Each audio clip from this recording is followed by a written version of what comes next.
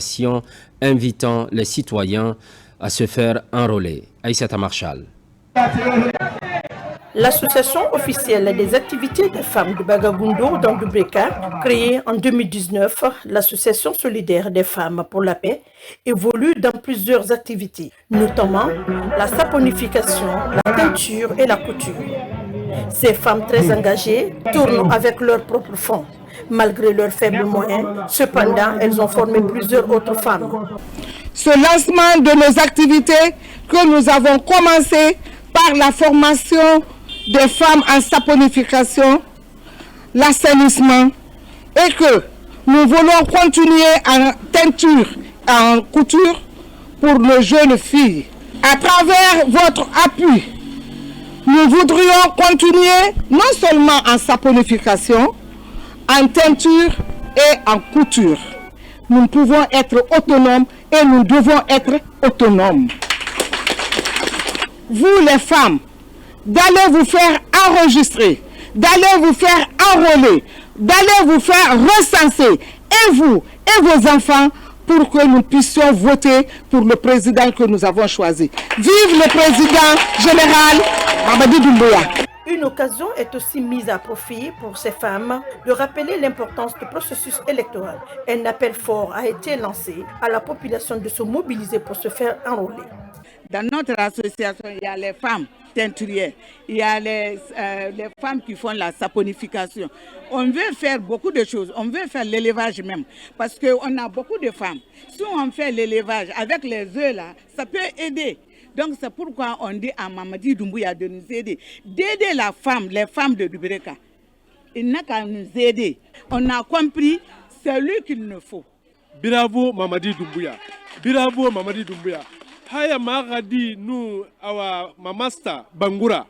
Nous sommes aujourd'hui pour prôner la paix et la quiétude sociale pour les fils et filles de Dubreka, mais aussi pour le président de la République dans sa vision pour le développement du pays. Organisation de la santé n'a fallu à la santé avant tout. Ligue islamique mondiale n'aurait la paix avant tout. Des prières et des bénédictions ont été formulées en faveur de la paix en Guinée par les imams. Des manuels scolaires pour les élèves des lycées et collèges de l'île Kassa, c'est un geste d'un mouvement de la place, une manière d'accompagner les différents candidats dans les préparatifs des examens nationaux. Falilou Diallo.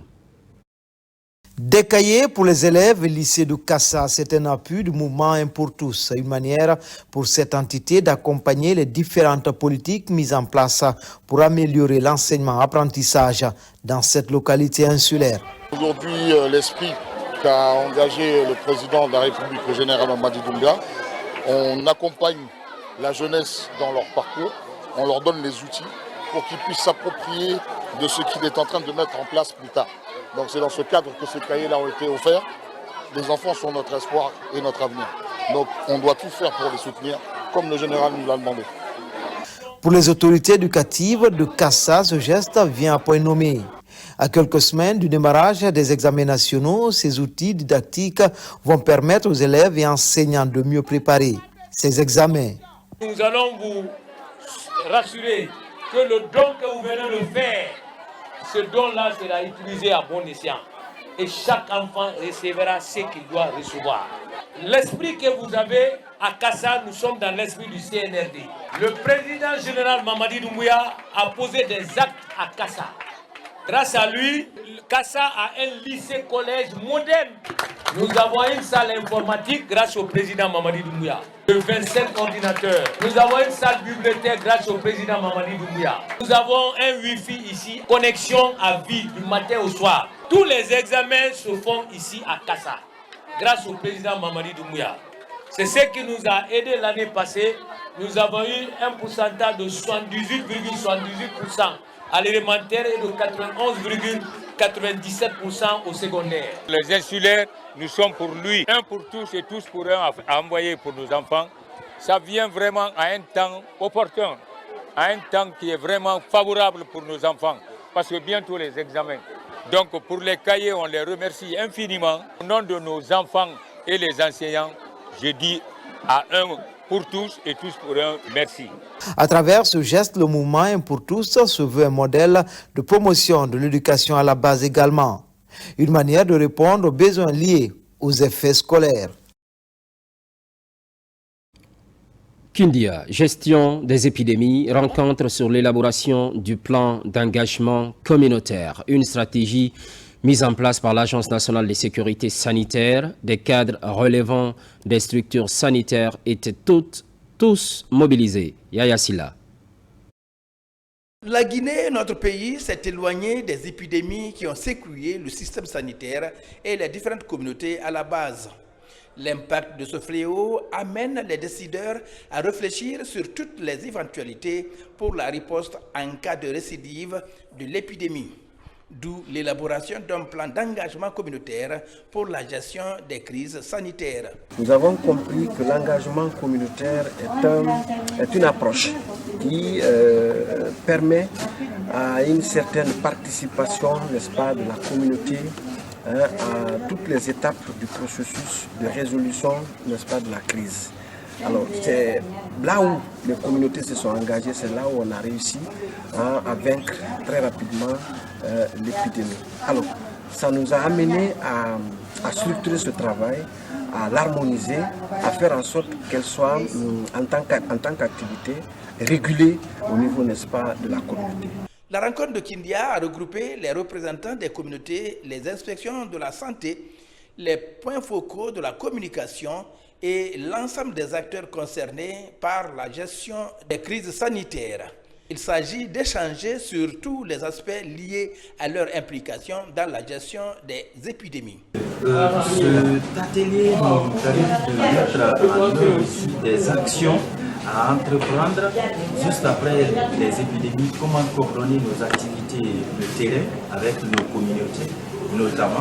Et alors nous avons à travers cet atelier appris beaucoup de choses et qui nous manquaient en termes pratiques dans la mise en œuvre de nos activités. Parce que jusque-là, jusqu'aujourd'hui, on menait nos activités, ça c'est non, ça c'est l'engagement. À partir d'aujourd'hui, on est conscient que ce document et ce atelier va beaucoup nous aider parce qu'à partir de maintenant, nous pourrons mener nos activités avec vraiment beaucoup d'assurance parce que nos activités, nous aurons nos outils et avec tous ces normes, on pourra mieux respecter. La rencontre est organisée par l'Agence nationale de la sécurité sanitaire en collaboration avec le ministère de la Santé et de l'Hygiène publique. Soutien des initiatives présidentielles. Une nouvelle plateforme est lancée à la SIG Madina. La lecture du Saint-Coran est organisée pour la circonstance. Au même moment, les acquis du CNRD sont rappelés. Moussa Bangoura. À la SIG Madina, commune de Matam, le mouvement GEM général Mamadi Doumbouya soutient les actions de développement du CNRD et son président. Pour sa première activité, c'est une cérémonie de lecture du Saint-Coran qui est organisée. Autorités locales, religieux, jeunesse du quartier et membres du mouvement prennent part à la rencontre. L'événement qui nous réunit est une occasion pour marquer notre engagement indéfectible aux idéaux du président de la République. C'est un élément déterminant qui amène le mouvement GEM, le général Mamadi Doumbouya, à accompagner la transition à bon port. Quand la SIG Madina est avec vous, c'est vraiment pour le bon. Vous, en tant que grand mouvement de soutien, on vous appelle à faire de la sensibilisation pour que tout le monde se ressente.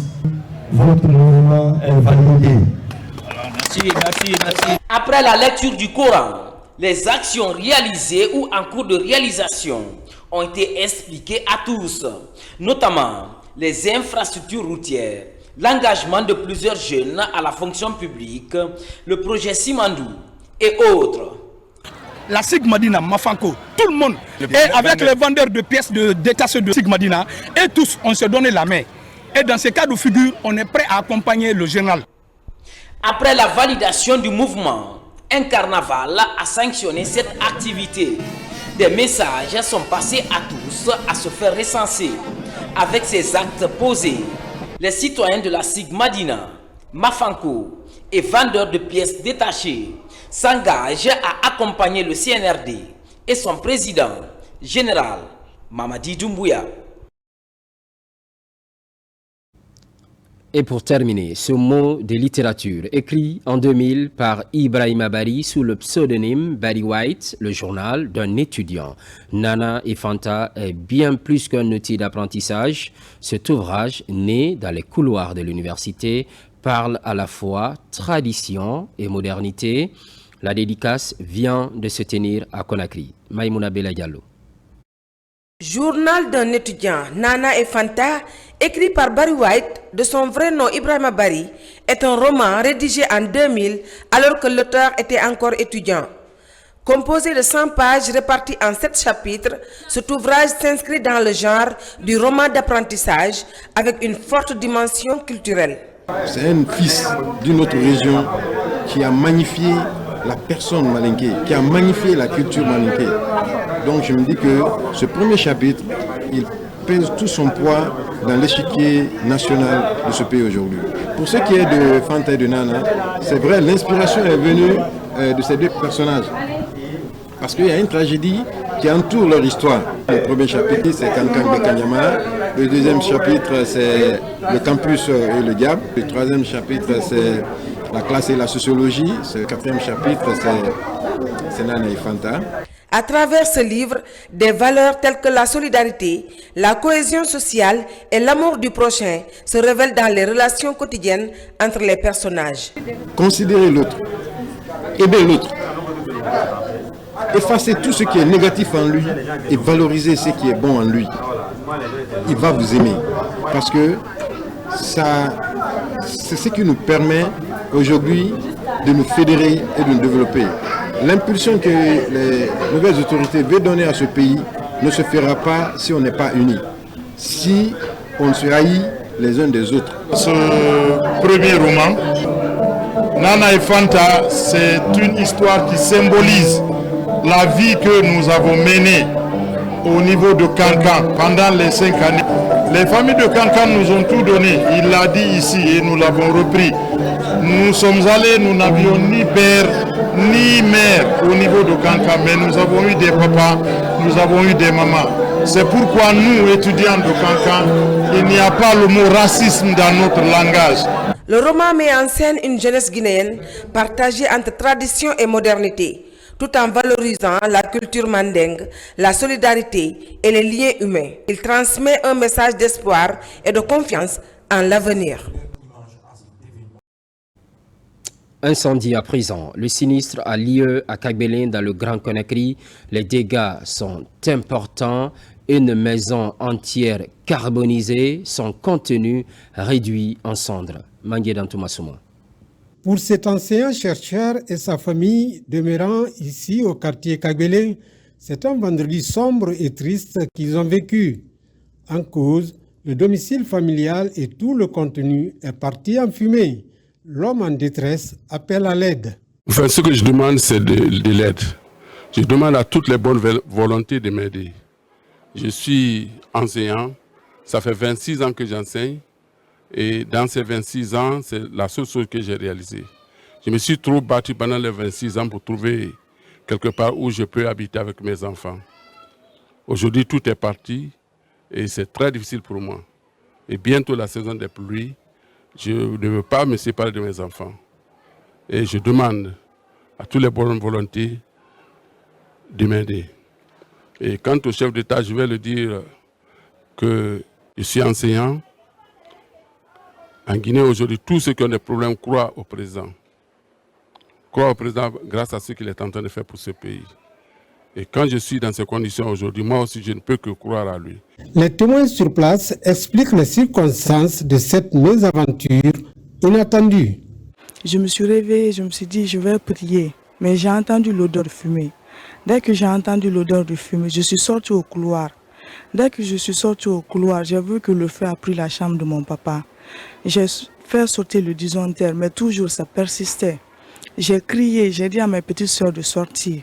Elles sont sorties, il y a une même qui était en serviette. Elles sont sorties, je les ai dit de me suivre. Mais elles ont eu peur. J'ai insisté, elles m'ont suivi. Nous sommes sortis sur la terrasse. Commence à persister. Eux-mêmes, ils ont vu. Donc nous sommes sortis en courant. Il n'y avait personne pour nous aider. Mon papa était à la mosquée. Et les gens étaient à la mosquée. Les gens qui étaient là, c'était seulement que les femmes. Donc ceux-ci n'ont pas pu nous aider. Nous sommes partis en courant. Le feu persistait toujours. Donc quand on est venu, nous n'avons pas pu rentrer parce que c'était trop fort pour nous. Mais nous avons versé de l'eau partout. Les gens étaient dans les couloirs partout. Et même toute la construction même, devrait prendre. Mais il y a eu certains qui ont eu le courage, ils ont utilisé les bois pour couper les fils qui liaient l'autre bâtiment et le bâtiment principal. Donc nous avons fait le maximum de ce que nous pouvons. En tant que voisin, c'est un bon voisin pour tout le monde. Elle sollicite une assistance d'urgence des autorités et de bonne volonté en ce début de la saison pluvieuse. La liste de victimes s'allonge, triste réalité. L'actualité évolue en Guinée, notre paradis, terre de richesse et d'innovation, constante fidélité à toutes et à tous. À très vite.